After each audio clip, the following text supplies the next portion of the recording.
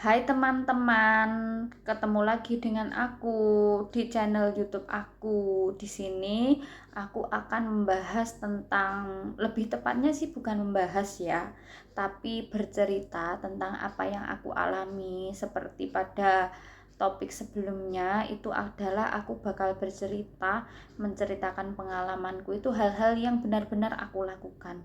Jadi kali ini setelah aku mempelajari tentang pengelola keuangan, kemudian hidup frugal living, setelah aku mencoba itu kok rasanya uangku masih pas-pasan ya, dan nabungku juga belum maksimal, padahal aku sudah hidup irit, kadang melebihi lebih parah dari frugal living, tapi ternyata masih nafas uangku itu kurang bernafas, gimana ya istilahnya ya, kayak memang ya kenyataannya memang aku butuh uang gitu, butuh uang lebih gitu. Jadi di sini aku mencoba untuk mencari, bahasanya side hustle, atau mencari uang tambahan. Jadi dengan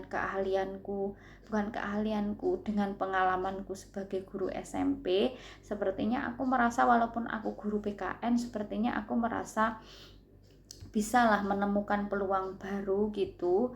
Peluang baru, akhirnya aku mencoba membuka les-lesan mulai dari SD kelas 1 sampai SD kelas 4. Tapi kenyataannya yang daftar kemarin itu adalah anak PAUD B. Ternyata PAUD itu adalah PAUD A, PAUD B gitu ya. Anak PAUD B yang nanti tahun depan dia akan masuk ke TKA, dan juga anak SD kelas 6. Jadi kemarin aku memberanikan diri untuk menerima, dan bismillah ini sebulan mulai berjalan, dan semoga lancar ke depannya, dan orang tuanya juga cocok dengan apa yang aku lakukan. Jadi di sini yang pertama itu, kenapa ya penghasilan tambahan itu penting. Jadi kalau kita hidup dengan gaji pokok atau gaji yang kita terima dari pekerjaan kita sehari-hari, kalau untuk aku yang punya cicilan KPR terus tinggal di kota besar gitu, rasanya mepet sekali gitu. Jadi aku harus mencoba untuk mencari peluang baru gitu. Memang nggak banyak sih, kayak hasil les-lesan ini kan nggak banyak, dan juga aku harus merelakan waktuku yang dulu kalau pulang kerja aku masih bisa gular-gular sebentar kemudian masak gitu. Kalau sekarang pulang kerja aku langsung harus siap-siap masak, kemudian setelah masak aku harus siap-siap ngelesi kayak gitu. Jadi ya memang secara waktu juga apa ya, sekarang sudah banyak waktu yang dipakai untuk ngelesi, secara tenaga juga pasti lebih, harus mau lebih capek, terus secara keuangan pun juga nggak banyak-banyak banget, tapi alhamdulillah setidaknya ada tambahan gitu. Maksudnya apa yang ada sekarang alhamdulillah, jadi semoga nanti keuangannya juga ditambah sama Allah. Kalau kita bersyukur kan insya Allah akan ditambah rezekinya gitu. Jadi bismillah, aku mencoba untuk merintis kecil-kecilan les-lesan di rumah, semoga nanti kedepannya lancar dan orang tua cocok gitu. Jadi di sini aku sadar diri karena aku punya pengalaman mengajar, yang sekarang juga sebenarnya masih mengajar. Jadi aku mencoba peluang untuk membuka les-lesan, walaupun kenyataannya kalau anak SD kelas 6 sih hampir sama dengan anak SMP kelas 1. Cuman kalau anak PAUD itu kan biasanya aku ngajar dengan anak-anak yang bongsor-bongsor istilahnya, pemikirannya sudah jauh, dan ini aku harus belajar dengan anak kecil. Jadi aku mencoba memanfaatkan apa yang aku punya untuk membuka les-lesan ini gitu. Yang kedua yaitu di sini semoga saja ya, bismillah gitu, semoga kita semua lancar, dan ini juga bisa menginspirasi teman-teman. Aku mencoba untuk memahami dan mencari tips-tips supaya les privatku ini lancar dan berjalan terus. Bismillah, kita harus saling mendoakan ya teman-teman.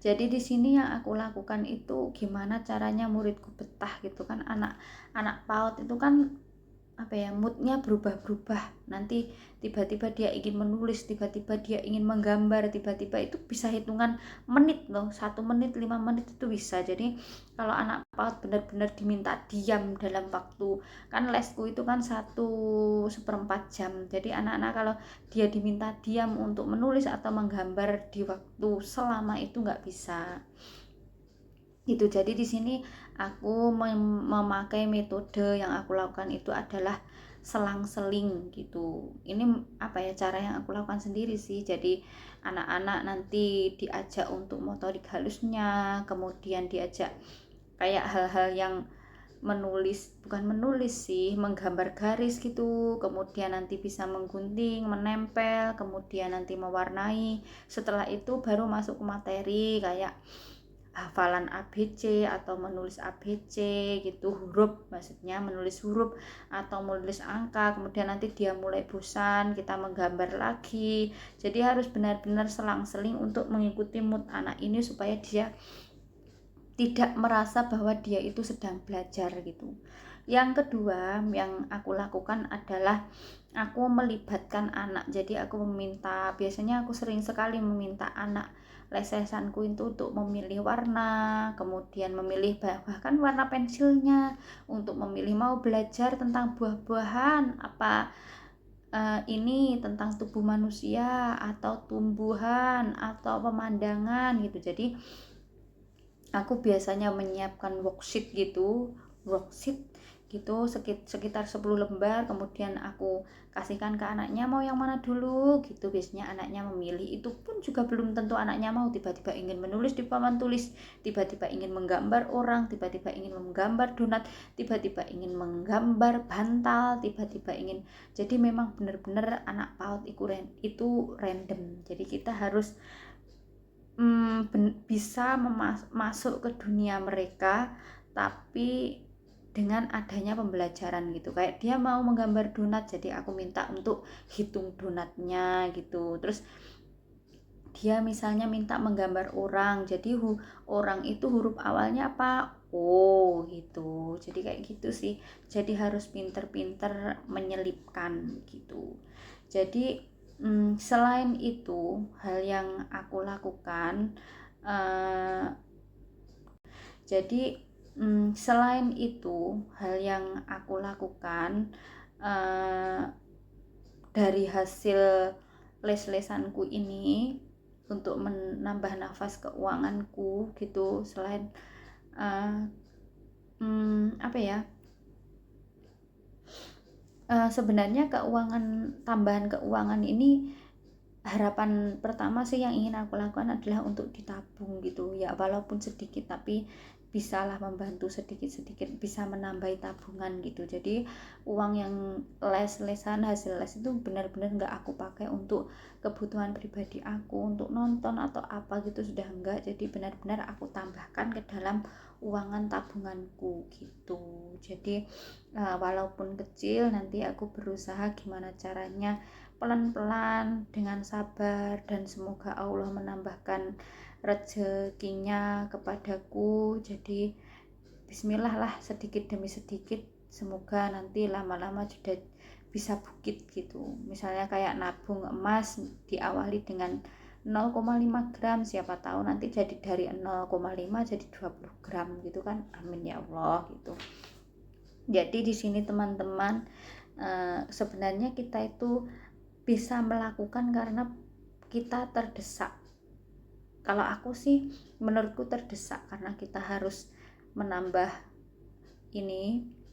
tabungan, karena nanti sebentar lagi aku akan melakukan pembayaran ekstra KPR di 2029, supaya nanti ketika di floating ulang pembayaran cicilannya sudah nggak besar. Jadi gimana caranya supaya tabunganku bisa lebih banyak ya, ini yang aku lakukan gitu. Yang aku temukan untuk saat ini adalah dengan ngelesi, karena pengalamanku sebagai guru. Jadi teman-teman di luar sana tetap semangat, mari kita saling menemukan, saling mencari. Mungkin kita punya skill yang lain gitu. Aku sering sih curhat ke ChatGPT, ke Gemini, atau browsing-browsing, kira-kira side hustle yang lain itu apa ya, gimana ya caranya kita sebagai guru tapi bisa menambah nafas keuangan gitu. Jadi itu yang aku lakukan. Oke, semangat teman-teman, sampai jumpa lagi di konten selanjutnya.